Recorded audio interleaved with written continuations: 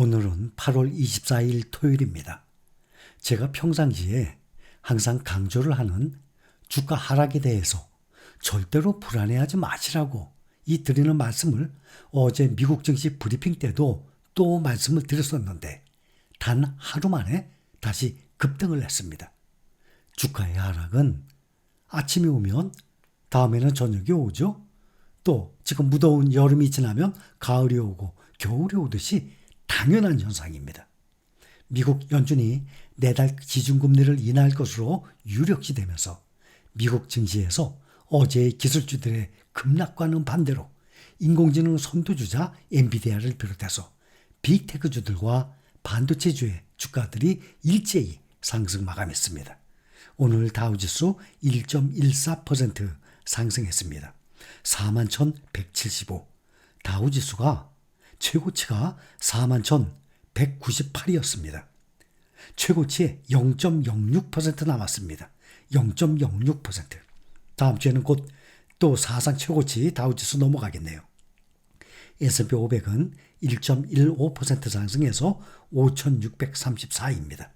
어제 그저께 5,620까지 올라갔었는데 어제 5,570까지 떨어졌다가 다시 5,634까지 올라가서 5,667 최고치에 0.6% 남았습니다. 나스닥 종합지수 1.47% 상승을 하고 17,877입니다. 최고치 18,647에 4.3% 남았습니다. 다우지수나 S&P에 비해서 나스닥 지수가 4.3% 많이 떨어졌죠. 그런데 필라델피아 반도체는 오늘 또 가장 많이 올랐습니다. 어제 제일 많이 떨어졌다가 5,228까지 올라왔는데 5,904 최고치 비하면 아직도 13%나 떨어져 있는 상태입니다. 다우가 0.06% 남았고 S&P 500이 0.6% 남았는데 필라델피아 반도체는 13%나 남았습니다. 그만큼 상당히 많이 떨어졌던 것입니다. 대신 이렇게 많이 떨어졌으니까 그만큼 먹을 게 있는 겁니다. 오늘 엔비디아 주가 4.55% 올랐습니다. 129.37달러에 마감했습니다. 최고가 135.58달러입니다. 그러면 4.8%만 더 오르면 최고가 또 넘어갈 것입니다. 엔비디아 주가가 오는 28일 다음 주 실적 발표와 함께 제롬 파월 연준 의장의 잭슨 홀 연례 경제 심포지엄 연설을 앞두고 3.7% 하락을 했었습니다. 그러나 오늘은 전날 낙폭을 모두 만회하면서 130달러 탈환을 눈앞에 뒀습니다. 현재 시가총액 2위 엔비디아가 시가총액도 3조 1,820억 달러로 불어나면서 0.3% 상승에 그친 마이크로소프트는 3조 980억 달러와 격차를 더 크게 벌렸습니다. 엔비디아를 비롯해서 세계 최대 파운드리죠. 대만의 TSMC도 3% 가까이 올랐고 퀄컴도 2.7% 오르고 브로드콤 2.5%, AMD 2% 이상 반도체주들도 대부분 상승했습니다.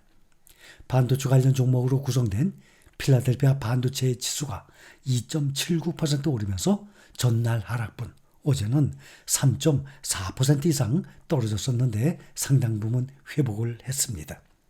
엔비디아와 함께 애플 1%, 마이크로소프트 0.3%, 또 알파벳 1.17%, 아마존 0.2%, 대형 기술주로 구성된 매그니피센트 세븐 종목들 주가 모두 오름세를 나타냈습니다. 제롬 파월 연준 의장 덕분에 미국의 전기차 일제히 급등했습니다. 어제 전기트럭 배터리 화재 소식에 5% 이상 급락을 했던 테슬라가 4.6% 오르고 리비안 8.98%, 루시도 오늘 또 올라서 9% 급등을 했습니다. 니콜라도 2.95% 각각 급등했습니다. 주요 종목들을 보면 메타, 넷플릭스, ASML, 메모리 반도체, 마이크론 이 종목들이 하락을 하고 대부분 상승을 했습니다. 오늘 주가의 상승은 제롬 파월 미 연준 의장이 다음 달 금리 인하를 강하게 시사한 데 따른 것으로 풀이가 됩니다. 제롬 파월 연준 의장이 곧 금리 인하를 개시하겠다는 것을 공식화했습니다. 파월 의장은 미국 와이오밍주 잭슨홀에서 열린 잭슨홀 심포지엄 기조연설에서 정책을 조정할 시간이 다가왔다고 말했습니다. 파월 의장은 우리의 여정의 방향은 명확하다면서 정책 조정은 금리 인하를 시사한다는 점을 확실히 했습니다. 인플레이션이 지속 가능한 목표치 2%로 향해 가고 있다는 나의 확신이 커졌다면서 물가 안정에 자신감을 보였습니다. 파월 의장의 이 발언은 그동안의 긴축적 통화정책을 완화적으로 되돌리기 시작하겠다는 정책 전환, 피벗을 개시를 선언한 의미로 해석됩니다. 그동안 파월 의장은 금리 인하를 위해서는 인플레이션이 목표 수준인 2%를 향해서 지속적으로 돌아가고 있다는 자신감이 필요하다고 언급을 해왔었습니다. 파월 의장은 인플레이션이 상당히 하락했다면서 인플레이션이 2%를 향한 지속 가능한 경로를 향하고 있다는 자신감이 강해졌다고 밝혔습니다. 다만 금리 인하의 폭과 시기에 대해서는 모호성을 유지하는 모습을 보였습니다.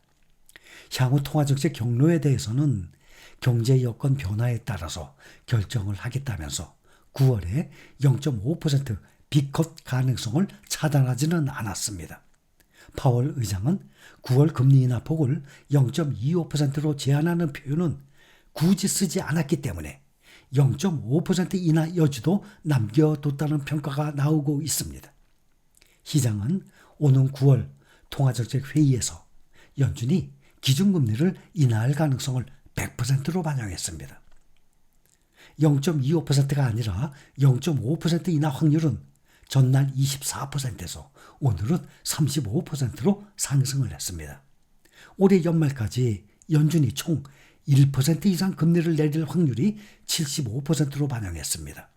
9월, 11월, 12월 세 차례의 회의 중에서 최소 한 번 이상은 B컷 0.5% 금리 인하에 나설 것이라는 기대가 반영이 된 것입니다. 내년 6월까지 금리 인하폭이 2%가 될 것이라는 베팅이 32.1%까지 확대가 됐습니다. 현재 가장 유력한 시나리오입니다. 어제까지만 해도 1.75% 인하 확률이 34.4%로 가장 유력하게 꼽혔었습니다. 이제 9월의 금리 인하폭은 8월 고용 보고서에 달려있을 전망입니다. 만약 7월처럼 실업률이 더 치솟는 등의 고용 둔화 속도가 가팔라질 경우 0.5% 인하 가능성은 더욱 높아질 것으로 예상됩니다.